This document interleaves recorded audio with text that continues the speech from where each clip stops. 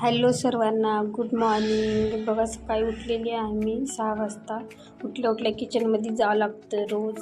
भांडे बघा काम कसंच पडलेलं आहे. दूध वगैरे आणून ठेवलेलं आहे रात्रीच्या पप्पांनी.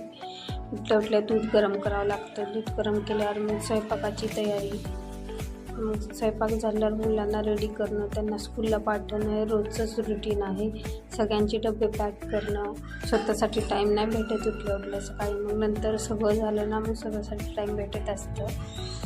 प्रियांश आराध्या सकाळी जाते 7 वाजता, प्रियांश जातो 9 वाजता.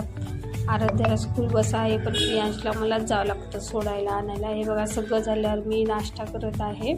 सगळ्यांचे टिफिन गेले ना, मग स्वतःसाठी थोडंसं काही खाल्लं ना मग चांगलं वाटतं.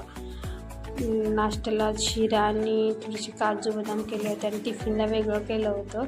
हे बघा टिफिनला केलं होतं मसाला पुरी आणि टोमॅटो केचप दिलं होतं. मुलांना खूप आवडतं हे मसाला पुरी आणि खूप आवडीने खातात ते. सकाळी सकाळी उठून त्याच्यासाठी रोज वेगळं काही करावं लागतं. मग नंतर 12 वाजले मग प्रियांशला आणायला गेले. पुण्यात खूप पाऊस चालू आहे. बघा किती पाऊस चालू आहे, तरी काम थांबत नाही कोणाचं. रोज काम करावंच लागतं रेग्युलर आपलं.